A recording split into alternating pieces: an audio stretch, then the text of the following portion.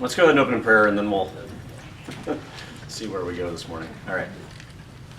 Heavenly Father, we thank you for this opportunity to come together and study your word and dive deep into the context and setting for the writings of one of your prophets. We pray that you would focus our hearts and minds this morning on the things that you would have us learn, and just bless our time here this morning. In Jesus' name, amen. Okay. I am sorry. I'm like all flustered and rushing around and whatever. It's really crazy morning. Okay. So who can tell me what book we're ostensibly studying? Malachi. The Bible. Good answer. No, wrong. Okay. What's that? This is what? Knitting. Yes, I'm so glad somebody realized. Okay. So what I want to start out with, Bob asked me to give, to basically spend some time giving the context around the book. So the idea is, we know there's this book called Malachi, okay? What's the setting? Okay, we know this is one of the minor prophets, okay? But what's the setting? What's going on? Who's it to? Who's it from? Who's it about? What's going on in the world around? What's the overall context of this?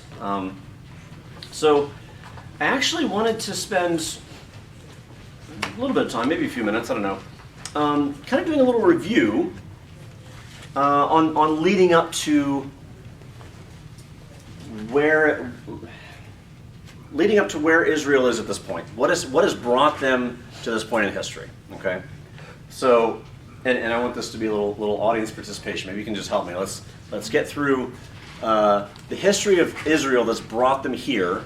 Okay, I want to make sure we're all on the same page, so we're not leaving things out. And part of the reason I want to do this is when I was growing up, and even into adulthood, I kind of had this picture of the Old Testament that was, as a kid, you get the Bible stories, you know? There's this story of this guy, and it has a beginning and an end. And then there's this story of this other guy. And there's a story of some other guy. And so your understanding of the Old Testament is just sort of this patchwork quilt of all these just individual stories.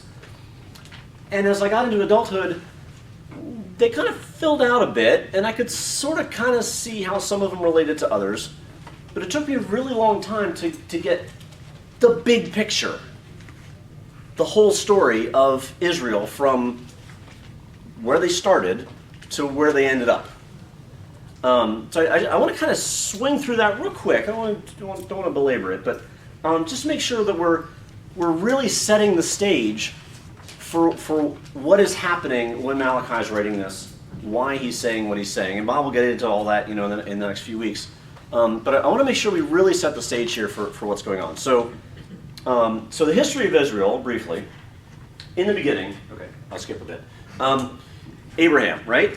God calls this guy named Abraham, which right away I have to say, okay, wait, time out. God, heavens and earth, right? Stars, galaxies, trees and birds, and just the beauty of creation and all of that majesty and power and wonder. And he finds a man, a puff of smoke. I mean, what are people, right? What are we to this creator God? And he says, I'm going to make you a promise. Not a deal. I'm going to make you a promise that you, a man whose lifespan goes like that, can hold me to. What? Like right away, that's, what in the world? Okay, so the creator God finds Abraham, says, I'm going to make you a promise. This is not conditional, right? This is just review. We're not conditional on anything Abraham does. This is a promise, one direction, one-way promise from God, okay? I'm going to make you a promise, okay? Who remembers what the promise was? Who can tell me real quick? There are a few parts to it. Make you father of nations. Father of nations, right? Land. Land. What was the last part? Make him a blessing. A blessing, yeah, a blessing to the whole earth. Okay, so Abraham, Isaac, he has a son named Isaac. First he has a son named Ishmael, and we're still feeling that pain today. Has a son named Isaac, has a son named Jacob, who has how many sons? 12 sons. And they're wandering around, and one of their sons has a big head and a pretty coat, and his brothers don't like it very much, send him off to Egypt, right? So then you have this family where you've got most of the brothers and their families, and you've got one that's off in Egypt somewhere. Father thinks he's dead, right? God brings him through in Egypt. First he's in prison, and then he's raised up to a position of power. And you guys know the story, right? So this is how the people, this family, this small but growing family, ends up in Egypt because there's a famine. They need food. They go to Egypt, and hey, look who's in power in Egypt. Who can take care of them? Okay? So they move. So now that whole family is now in Egypt. Okay? And that's the end of one of those stories. And then you skip a bit, and suddenly that little family is a massive nation of people, relatively speaking. Okay? A few pharaohs later, they didn't know Joseph, they don't know who these people are, they're kind of scared. So this becomes a power struggle, okay? So you're going to put them down, put them into slavery. So the nation of Israel, it started off as this family, one guy and then 12 guys, and they get married and have kids, right? They're in Egypt. They're in slavery, they're in bondage, and they cry out to the Lord. And what does God do? What does God do? Does he leave them? Does he say, well, it's your own fault for not fighting back or whatever?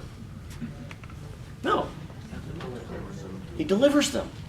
He gets them out of it, right? Because he loves them. They are his chosen people. And he remembers his promise to Abraham, okay? So then he raises up another man named Moses. So, long story short, there's the plagues. Moses leads them out. We have the amazing and beautiful and horrifying and terrifying but wonderful story of basically the Passover, what becomes a celebration of the Passover, right? The death angel, and how, and I mean, you could spend days just on that story alone and how that is a picture of Passover and of Christ and all of that. So anyway, so Moses is leading them out. They get the promised land, and they go right in and everything's cool, right? No. They get scared. God says, hey, you didn't trust me. Let's go walk around for a little bit. Let's take a walk. For the purpose of bringing in a new generation, basically, right? The unbelieving generation would pass away, and they would not be able to see the promised land, so the new generation would come in. Okay, so you've got nation of Israel, finally, new generation coming to the promised land. Then you've got the campaign where they all come in, led by Joshua, and then you read through Judges, and they're claiming the land, and they're having tea parties with their neighbors, Philistines and the Moabites and Ammonites and all these other friendly folk. And then you get up to the period where you have Samuel, Israelites want a king, they've got Saul, and then David, right? Let me back up. I skipped something. I apologize. Moses. Let me back up to Moses. There was another promise in there, wasn't there, that I skipped over, right?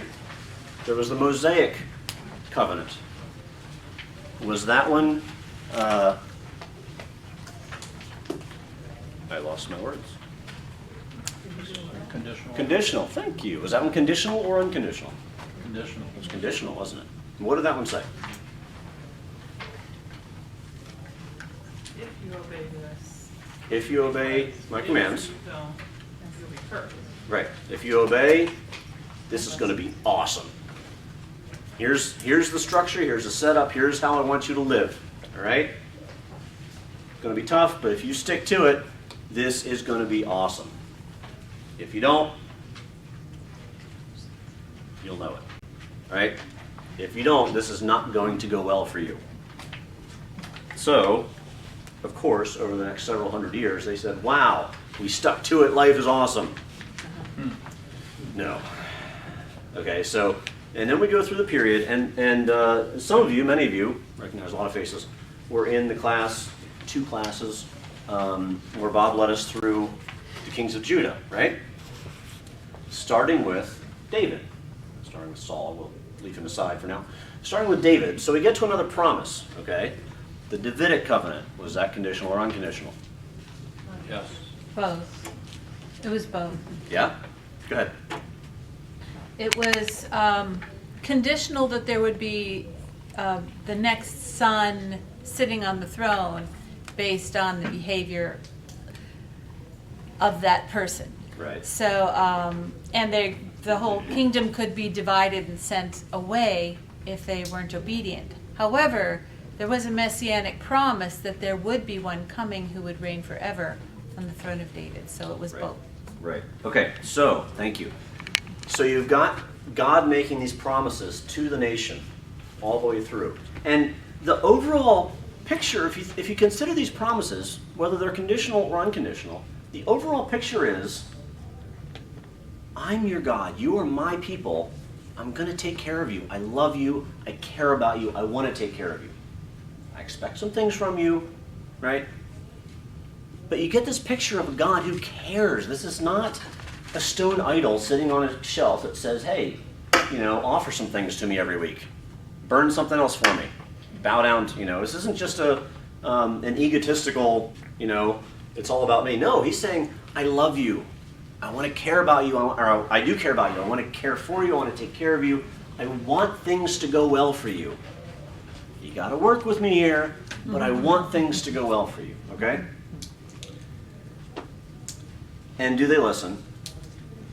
No. Okay? They have times. They have a few bright spots here and there, right? David was pretty good. Solomon started off pretty strong. A couple other kings in the line, right, that had some strong spots. Particularly Josiah was a good one.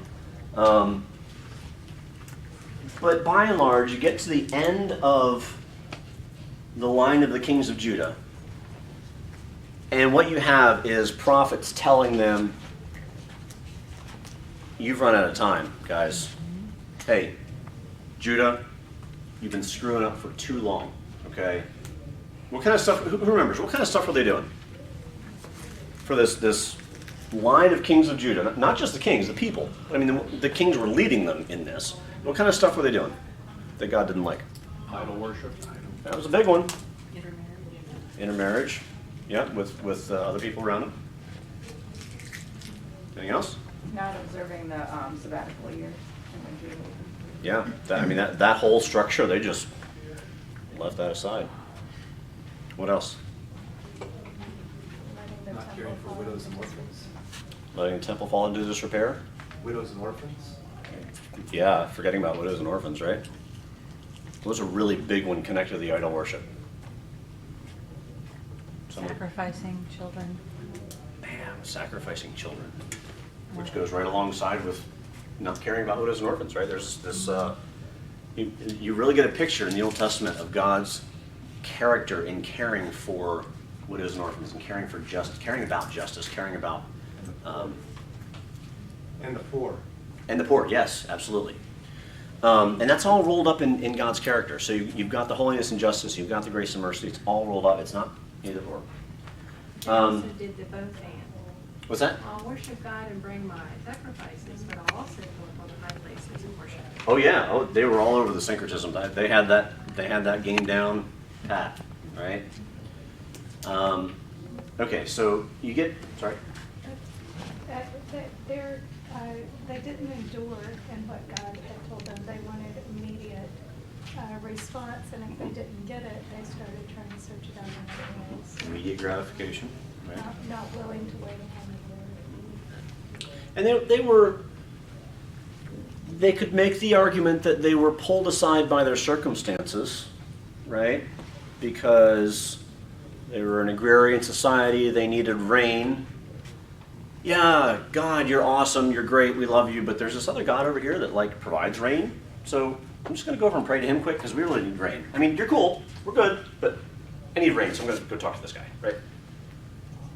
That doesn't work.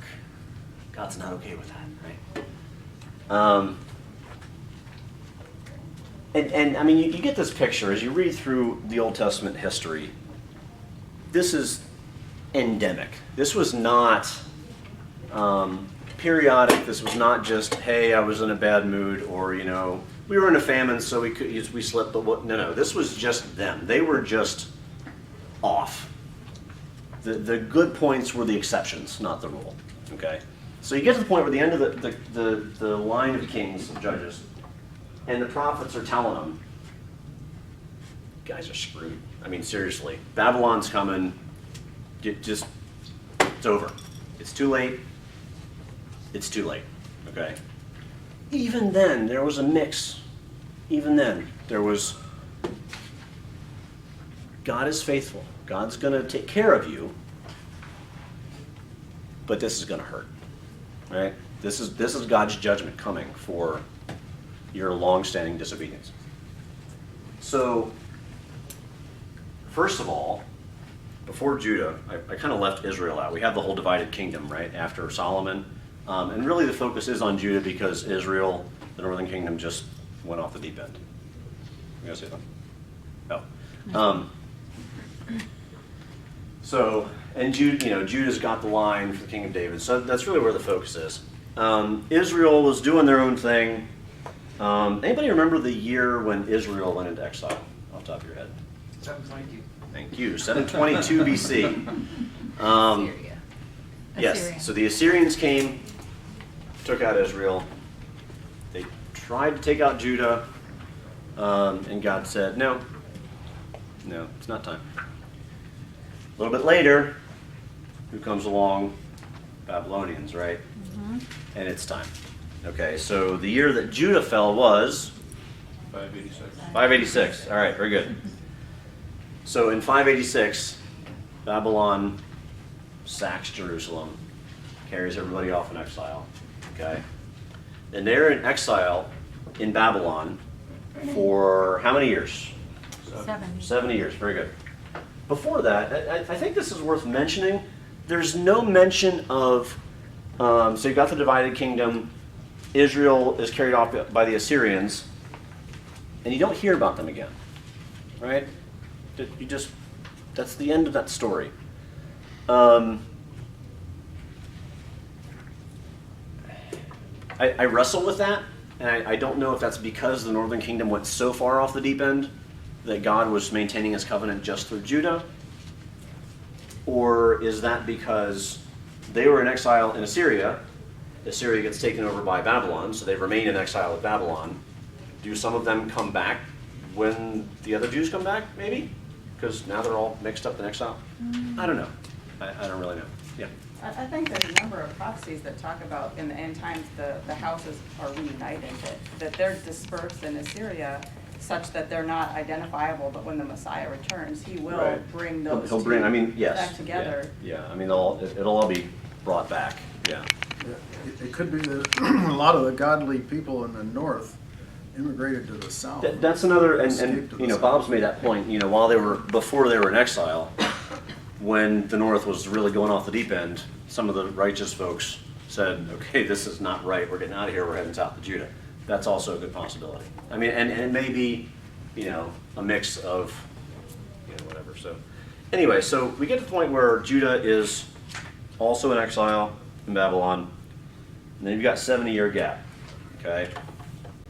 And then they have the chance to come back. Okay, so that was a quick run through of what brought them up here. Okay, I want to zoom out a bit before we continue with the immediate goings on. I want to zoom out and take a look at what was going on around them and in the world during this time period. Okay.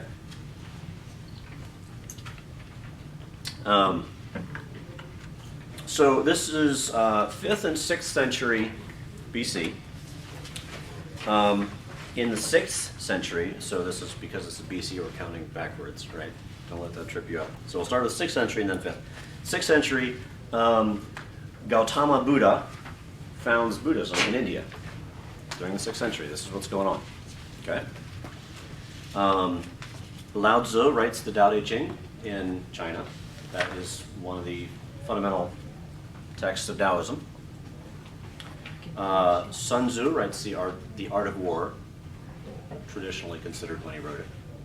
There's some debate in there, but that's the time period we're looking at. And Confucius was the same time, Mhm. wasn't he? Confucius was right at the same time. Yep, he and Buddha were They were buds. contemporaries time-wise. Okay. Somehow I doubt they ever met. In Europe, there was what is called the Celtic expansion. So it's not that the people that we now think of as like Scots-Irish were all over Europe, but the people that they came from were all over Europe before the Germanic peoples kind of came in and out. So their culture and people are expanding, not just in the British Isles, but all over mainland Europe. In Greece, we have Pythagoras and Aesop. That's right around this time. And in Athens, there are some democratic ideas starting to come into play, okay, in Greece. Was Plato at that time? Plato is the next century, Oh. 5th century. You're getting ahead of me.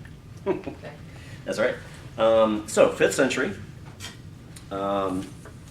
you have the growth of Buddhism. So it was kind of introduced in the 6th century. 5th century, he's going around teaching a lot. It's really starting to grow in India. There's a beginning of the foundations of the Sanskrit grammar. That's starting to take place in the 5th century BC. This was the start of the high point of Greek culture, Greek philosophy was really starting to take off. 5th century and well into the 4th century BC. Okay, so who recognizes the name Sophocles? Yeah, who knows what he wrote? Anybody? High school history? No. He wrote Antigone, and he wrote Oedipus Rex, or Oedipus the King, among other things. Aeschylus wrote the Persians, and Oresteia. I'm not familiar with that part myself. This is all this stuff, like that ancient Greek history, that's now. That's what's going on in this time frame, okay? Socrates, Plato, coming onto the scene. Herodotus and Thucydides, two historians, writing about two different things. So Herodotus was writing about the Persian Wars, and Thucydides was writing about the Peloponnesian Wars. That was all, and actually those wars were in this 5th century. The Persian Wars, where you have the Greeks and the Persians fighting each other. Spoiler, Greece wins. And the Peloponnesian Wars, the spoiler, Sparta wins. That's between Sparta and Athens, okay? That was at the end of the century. The Persian Wars were at the beginning. This is all going on here. The oldest known Mayan calendar comes from this time frame, okay? And the Bhagavad Gita, ancient Hindu text, was written during this time frame. Okay? So, by the way, side note, for those of you who have seen me teach before, I usually have my tablet, and I seem to have misplaced it, so I'm trying this new thing today. I don't know if you guys have heard of paper. It's like this weird. I'm giving it a try. I don't see how it works out. Okay. So, did everybody get handouts passed around? Okay, so the first page is a map of the extent of the Persian Empire. So in 539, give or take, Cyrus the Great conquered Babylon. He'd already conquered a bunch of other stuff. 539, he conquers Babylon and creates the largest empire that the world has yet seen. It stretches from eastern Greece down to Egypt and all the way over to India, all the way across what we now know of as Iraq, Iran, Afghanistan, and Pakistan, all the way to India. Now, whether it's into India or not, maybe a little bit, maybe not, but it's there, okay? Massive empire for that time. No one has ever had that size, that much control. Now, naturally, if you're in charge of that much land, and you got that much land by conquest, you're going to be dealing with a lot of people who aren't very happy about it. You're going to have a lot of rebellions to be putting down and whatnot.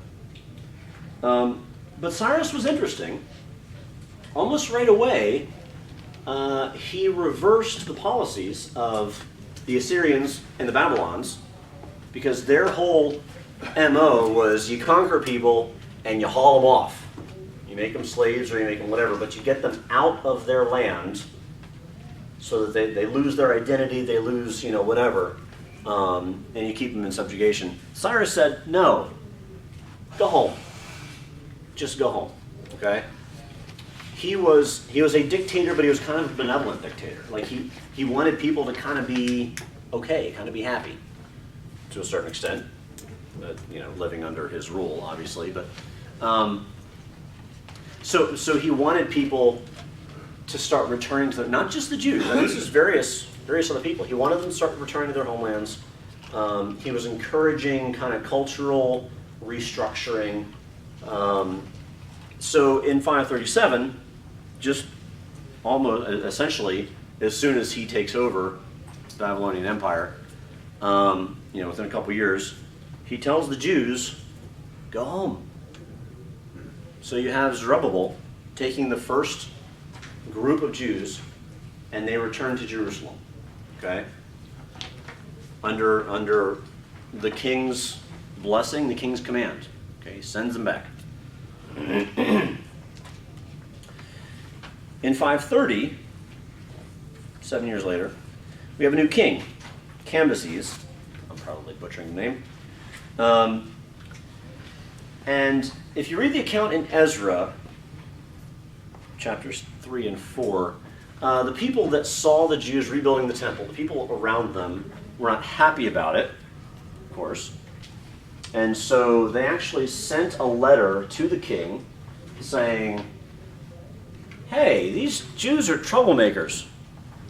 And you're letting them come back and build stuff up, but all they're going to do is build up their strength and then rebel, and they're going to give you trouble.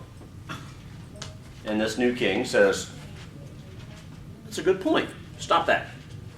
He sends back an order telling the Jews, stop rebelling. So they had to stop. Okay? So the rebuilding effort had to stop for a while. So then you get to 521, 9 years later, give or take. By the way, when I keep saying give or take, you look at the years on these and various timelines, and there's always like a year difference, depending on who's counting and whether you're counting, if a king starts halfway through the year, well, is that the first year of his reign, or is the next full year of the, So, if I say a number and you were thinking that it was the year before or the year after, don't stone me, sorry. It's just, the counting of the years gets a little iffy. So give or take for all of these numbers, roughly. Well, for most of them, there's a few of them that we can peg pretty well. So 521, Darius the First becomes king. Okay? And he issues the command to recommence the building. Start it up, get it done. Okay? This is when you have Zechariah and Haggai. They're both prophesying, they're both speaking to the folks in Jerusalem. It's kind of interesting, they sort of do this good cop, bad cop routine. Because Haggai is kind of like, hey, I see really nice houses and the temple is in shambles. What's going on, folks? What's the problem? And Zechariah's like, come on, guys, we can do this. You can do this, right? He's really encouraging. So it's kind of an interesting balance between the two. But they're about the same time. Okay, they're prophesying to the people, telling them, you got to get this done, finish the temple, let's get our collective acts together in reestablishing worship, reestablishing honoring the Lord. So they finally finish the temple Who knows what year that was? Anybody? 516. Yes, very good. 516, the temple was completed. 510, this is a little more context. I'm going to be bouncing around just because I'm following the years now, so something else that happened around that time. 510, the last of the 7 kings of ancient Rome was kicked out, and the Roman Republic was begun. Okay, so that's just, so the Greeks are running high, right? They're all culture and philosophy, and by the way, lots of wars and killing lots of people. They are just booming. Rome's just getting off the ground. They obviously come into the picture pretty strong later, but this is when the Republic gets started, 510. Here's another interesting thought I thought was just curious. 508, also in Rome. The office of Pontifex Maximus was created. The first pope? What? Yeah, it's kind of a head scratcher. Obviously, it was not the first pope, but the office was created. It was a high priest of the ancient Roman religion, and then later the title got applied to bishops and popes. And yeah, I first read that, I was like, wait a minute. Talk about the cart before the horse. That's just not right. So yeah, that's in it. 508, Pontifex Maximus. The office was created in Rome. 500, Darius proclaims Aramaic to be the official language of the western part of the Persian Empire. So that's when that officially comes into the picture. Okay. 429, we start with the Persian Wars, Persia and Greece. So Darius, 492, try that again. 492 to 490, Darius campaigns against Greece and loses in the Battle of Marathon. You may have heard of it. The guy running back from that battle to Greece to give the good news that Greece won. That distance was 40 kilometers, and that instituted the marathon. Or I should say that instituted, but that's where that comes from. I'll put it that way. 486, Xerxes becomes king after Darius. Okay. 480, Xerxes campaigns against Greece. He wants to pick up where his father left off. And you have the Battle of Artemisium, which was inconclusive, the Battle of Thermopylae, in which Persia won at great cost, and Greece lost a lot of heroes that galvanized their efforts. Battle of Salamis, the smaller Greek fleet wins conclusively, and Battle of Plataea, the Greeks kick the Persians out for good. It'd be nice to say that was the last time that like Greece and Persia left each other alone. They keep picking at each other for the next 100 years. 200 years, I think. But that was the first time that these two nations really started going at it, where Persia wanted to take over Greece.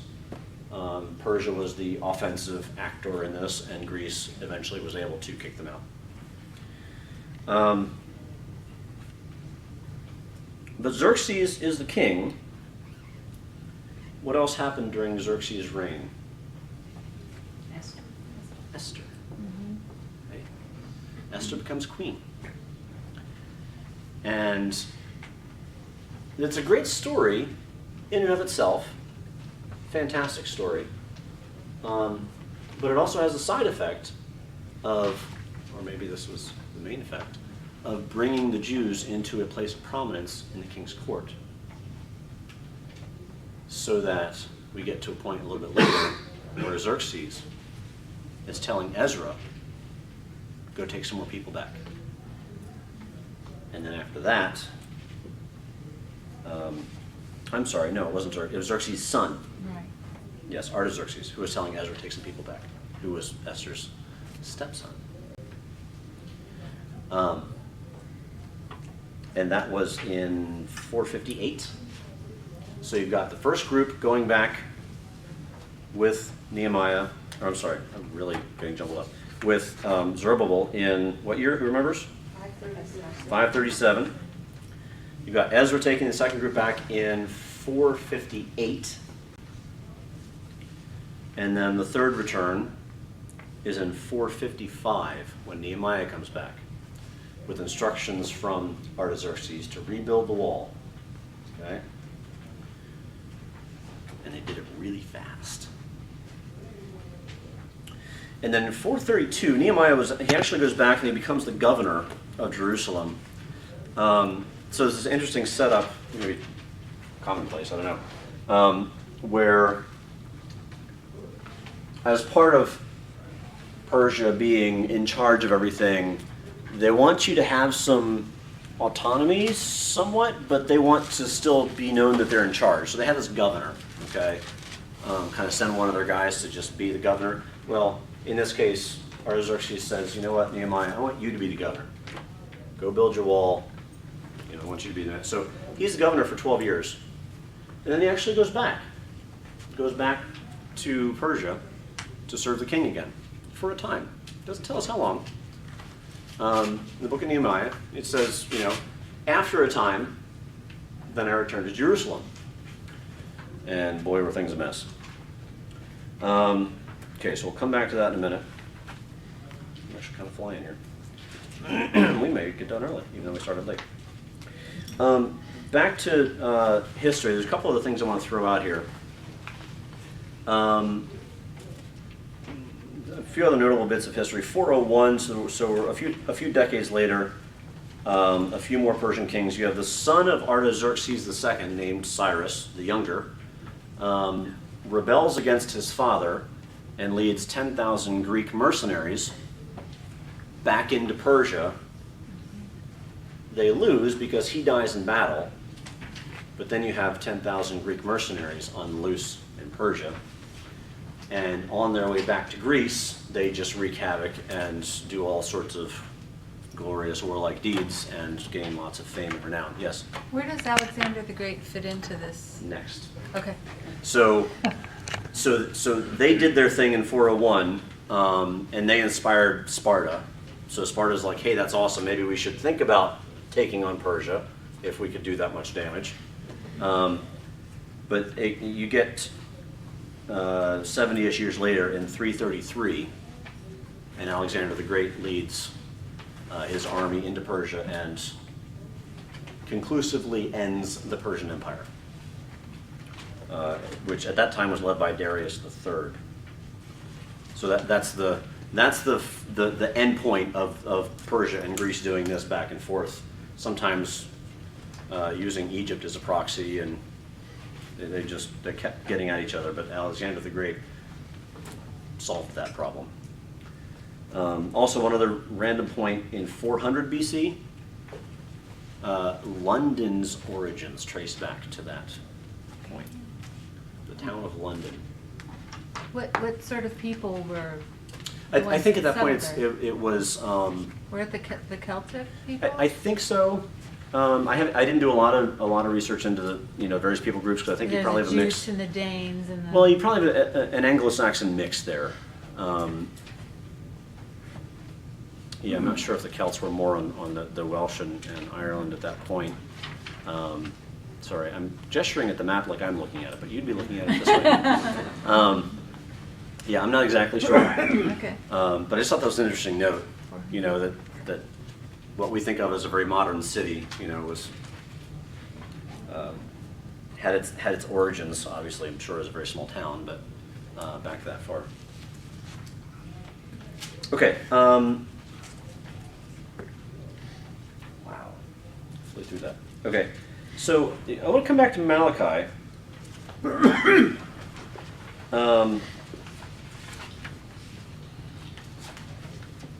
In this time period. So, but before I go on, does anybody have any thoughts or comments or questions about any of that historical context stuff? Yeah. What's the time frame of Malachi now? That's actually one of the things I want to cover, because that's in question. It's not necessarily very clear. I had a question about the Greek Empire, because in Daniel's story there was it's my understanding that it was Alexander the Great's father that did most of the capturing, but Alexander is the one that's mentioned in Scripture Yeah. But didn't he really only take over the Persian Empire when his father, Philip of Macedonia, or whatever, took over most of the land that created the Greek Empire, right? And his son Alexander just finished. Yeah. Yeah, I'm not sure where that balance is. I haven't studied like Alexander's time period very much. Because he only lived to be 33. Yeah, he wasn't really old enough to be doing a whole lot of. Yeah, I'm not sure, honestly. That may very well be. There was something else that I thought I had in my notes, and I'm not seeing it, and I'm wondering how I missed it.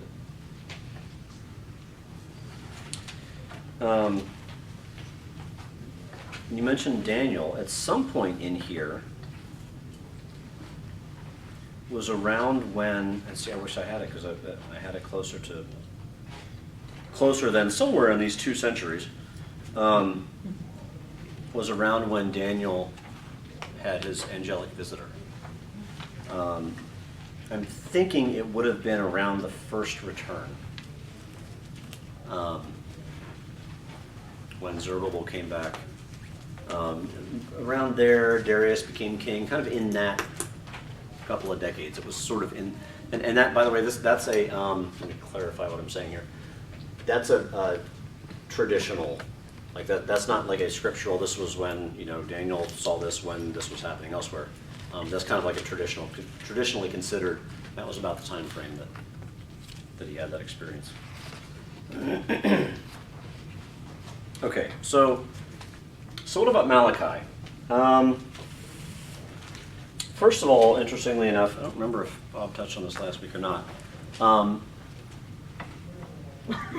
There's some question about the name. Did Bob mention this?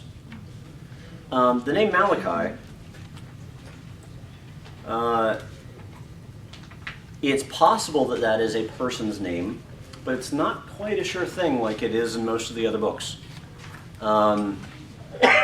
Usually you'll get, this was written by, so-and-so, son of so-and-so in the 15th year of King, whoever. And you don't have that. There's no personal identification. And the word Malachi means, like, his messenger. So is that actually somebody's name?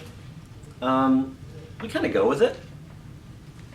But it might not actually have been, and that's okay. I mean, that's not a stumbling block or anything. It's an interesting note that there might not have actually been a person named Malachi at the time, but there might have been. But it's just this doesn't necessarily show that the beginnings of this book don't show a lot of the kind of typical patterns that you see in a lot of the other books of prophecy. Something else I wanted to point out. I keep forgetting that you guys have these handouts. So the first page of the handout shows you the extent of the Persian Empire. The second page kind of zooms in a little bit and shows you I think. Here's my copies. The path.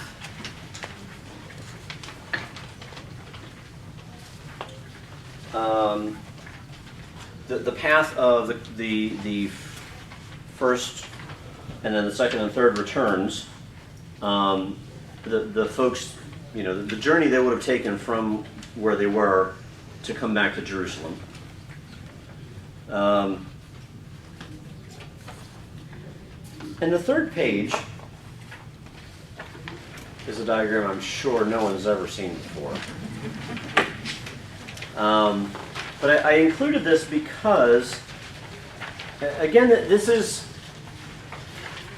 for me, this is another aspect of filling out the picture of the Old Testament. As a kid and growing up, I kind of figured, well, the Old Testament's full of stories from ancient Israel, and you start at Genesis, and you just go through until Zephaniah, Haggai, Malachi, whoever's at the end, right? And it's just one long story. Well, no, it's not that. You guys know this, but it's grouped by topic, and so, or by structure, really. So in this case, the books that we're interested in for the time period that we're looking at are the last 3 books on both the first and second row. Okay? So the last 3 books of history give us Ezra, Nehemiah, and Esther. That's the time frame we're looking at from the history books. And then the last 3 books of the minor prophets, Haggai, Zechariah, and Malachi, are the writing prophets who wrote during this time. Okay? All the rest of them, with one possible exception, were from before. Well, either from before the exile or in exile. Okay, prophets to the people as they were in Babylon. The one possible exception, believe it or not, is actually Joel. There's just really, like, we're not exactly sure when Malachi was written. We had no idea when Joel, it's just... Joel is timeless. or something. So, you know, I found, for the book of Joel, I found some things saying that it was pre-exile. I found some things saying it was after Malachi. Like, it's just... But that one aside, these are the 3 books, the 3 prophetic books that come from the post-exile period. And that's the only reason I included that. But in this particular one, they seem to line up nicely, the 3 on the end, so I like that. So Haggai and Zechariah, as I said, they were prophesying after the first return, right? And then you've got Malachi. So when did he fit in?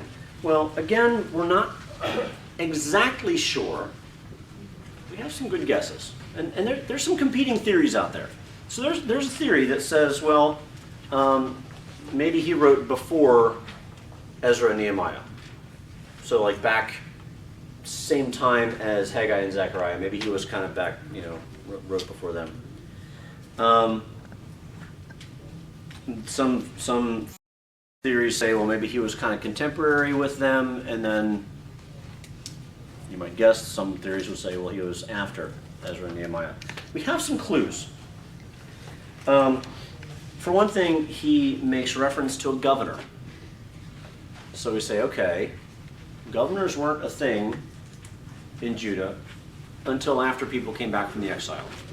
Before that, we had kings. During the exile, we had nothing. So he's talking about a governor that must be in this Persian period post-exile. Folks are coming back. So it's at least no earlier than the first return with Zerubbabel. Okay? And he talks about temple worship in a way that indicates that there was something wrong with their temple worship. Okay? So from that we can glean that temple worship has been reinstituted, the temple has been rebuilt, and there is temple worship in place, but it's been in place long enough that it's gone downhill. Okay? Yeah. When you use the term post-exile, exactly when does that begin? Is that when they first started leaving, or they're Yeah, so that would refer to the time in Jerusalem, in Judah, when people came back from the exile. So I would say from the first time that people came back with Zerubbabel, you know, we're referring to that time frame. You know, more kept coming back later, but starting then. start at the beginning of the return? Yeah, Okay. and then moving forward from there.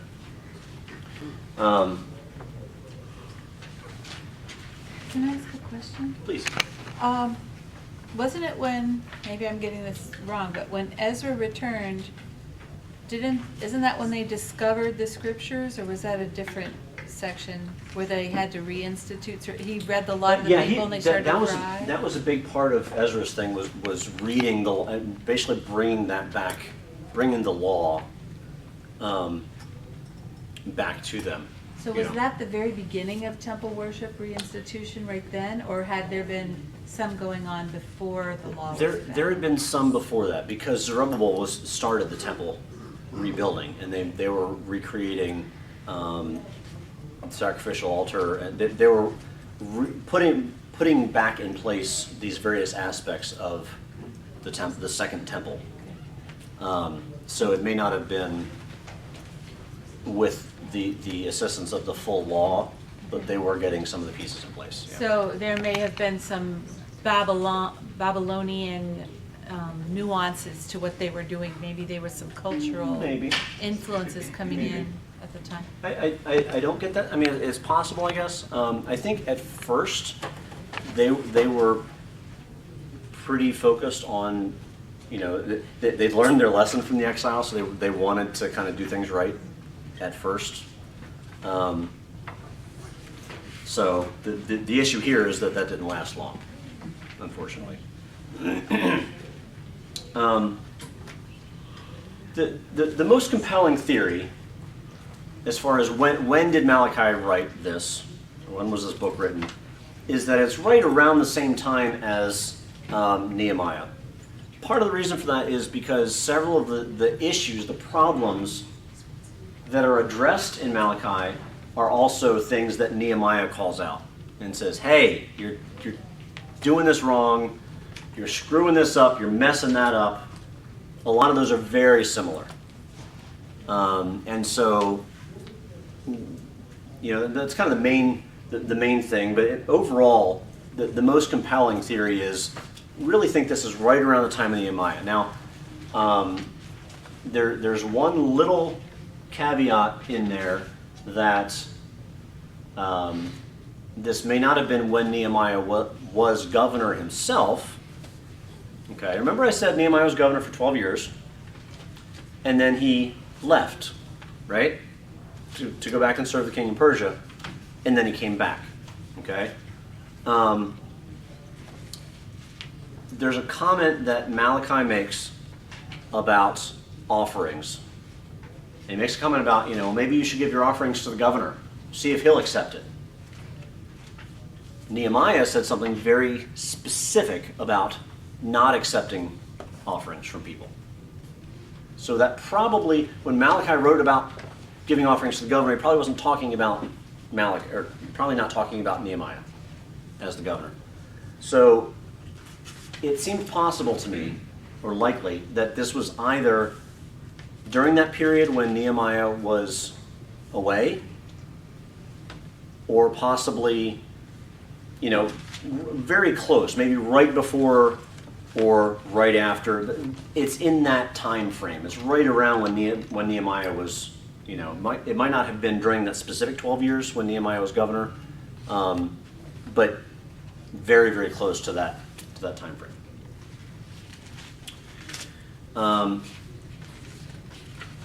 And then what was going on, so this is basically the final setup of actually getting into the text that Bob will start next week. What were the things that Malachi was addressing? Basically, the nation of Israel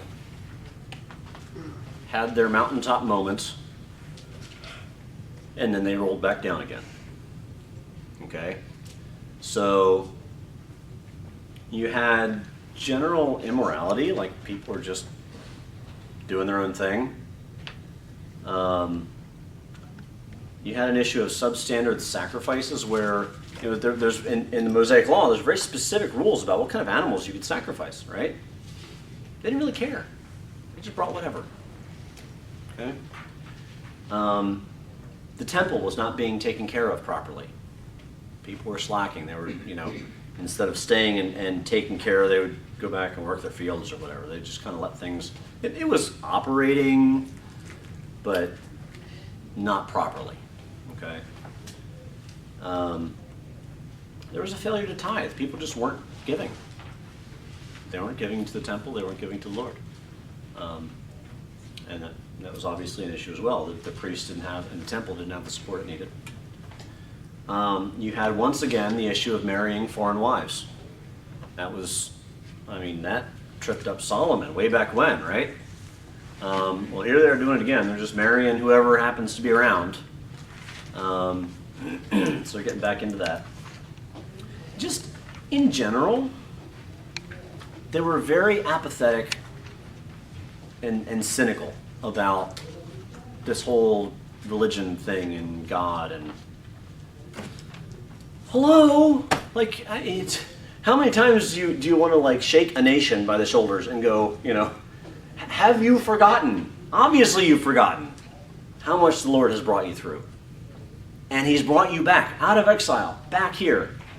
And you rebuilt the temple. And you rebuilt, you did all this stuff and you're here and you're forgetting again. Right? Now, it needs to be said, they were not falling back into idol worship. They were not getting back into child sacrifice. Okay? So they weren't going that far off the deep end, but it's more like they were trying to skate by with the minimum possible to like check the box. Yeah, I did that. Right? So almost a sort of, gosh, I don't know, a sort of nominal faith, like just not really caring about what it really means. Just checking the box and keeping the seat warm, just to say that that's what you do. Thankfully, we don't see any of that today, but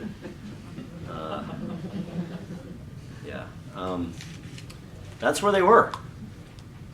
That's where they were. They were just keeping the seat warm and not even caring. Like, whatever. I sacrificed an animal. Come on, give me a break. That's where they were. All right. And one other example from Nehemiah, because again they're around the same time, so this is something that Nehemiah called out. They were working on the Sabbath. I don't mean like they picked too many grain heads off the stalk when they were walking through the field. No, I mean like they were treading the wine press and loading up the donkeys to take them into market, and there was selling and trade. Like it was just another day. Okay, and that's something Nehemiah specifically called out. He's like, hold up, no. I mean, they had like foreign merchants. He booted them out, kicked them out of town, locked the gate, put guards up, and said, you are not coming back in this town until tomorrow, until the Sabbath is done, because we're not going to have that.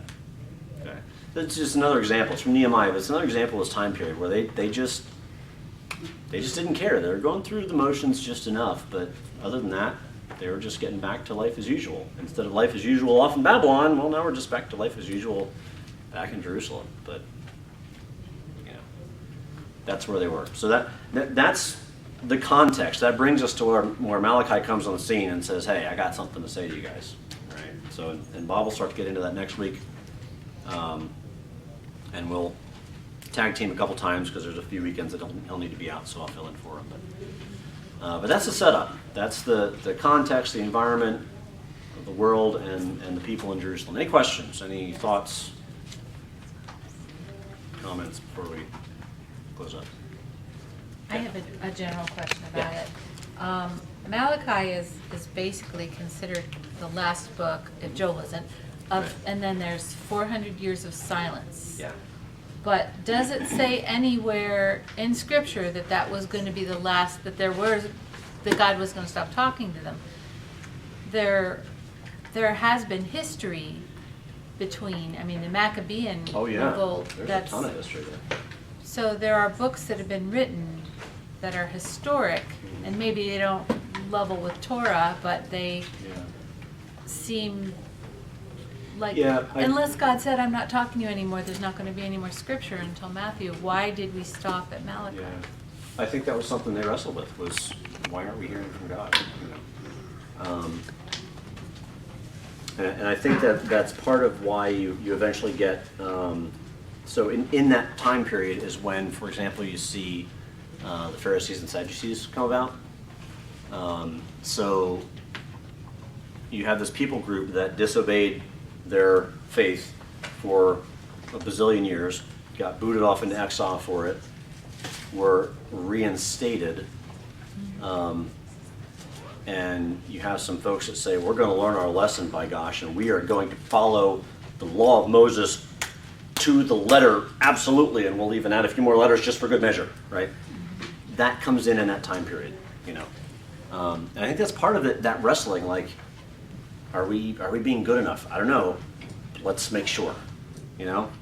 And obviously they went off the deep end in a different direction. But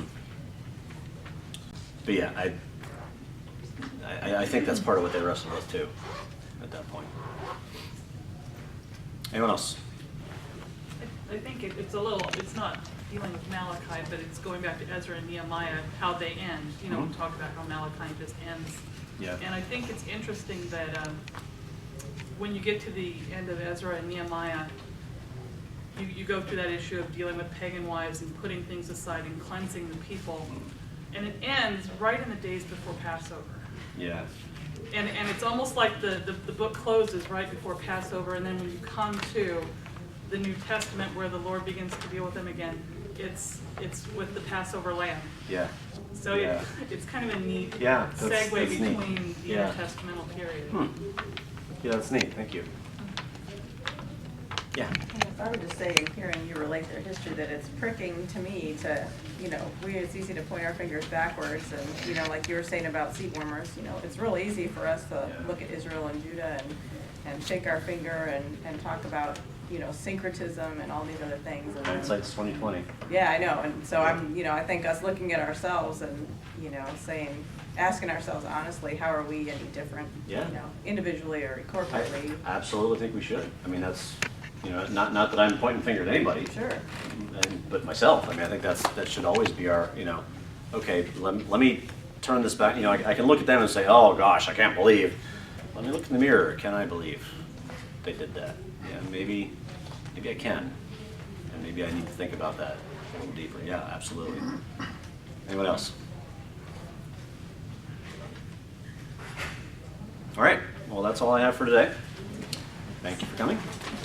As far as I know, Bob will be back next week.